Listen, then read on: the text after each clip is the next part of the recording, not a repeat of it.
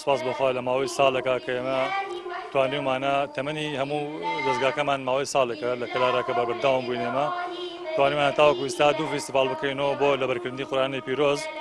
ئەم فیستیڤالەمان کە ئێستا هەمانە 79 قوتابی بەشدارەتەیە بۆ جزەکانی قەد سەمیع تەبارەک عامە کە سێ گروپن.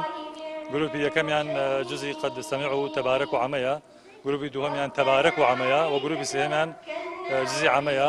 بە سێ قۆناغتەیە پەڕیون. ئێستا ئەمە قۆناغی ئەخیریانە کە لێرە یەکەم و دووەم و سێهەم دیاریەکەن بۆ وەرگرتنی خەڵاتەکان یەکەم و دووەم و سێهەم.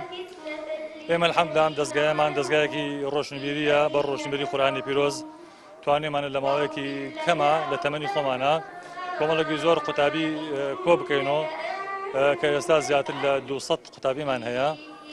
پێغەمبەری عەزیز فەرمێ صلی الله علیه وسلم هەر سەرکردەیەک ئەگەر بێت و کێشەکانی خۆیان سەرکردەکان بە قورئان حەلکەن کێشە ناکەوێتە نێوان خۆیانەوە. ئەمە زۆر کورتە بەڵام مانا زۆر هەڵەگرێ چونکە چەند ڕووی دەرۆ هۆیە بۆ کێشە دروستکردن ئەوەنەش دروستکردنی تاک کە تاک دڵی پاک بێ، زبانی پاک بێ، ناخی پاک بێ، خۆی نەخوێنێتەوە، بەرژەوەندی شخصی نەخوێنێتەوە.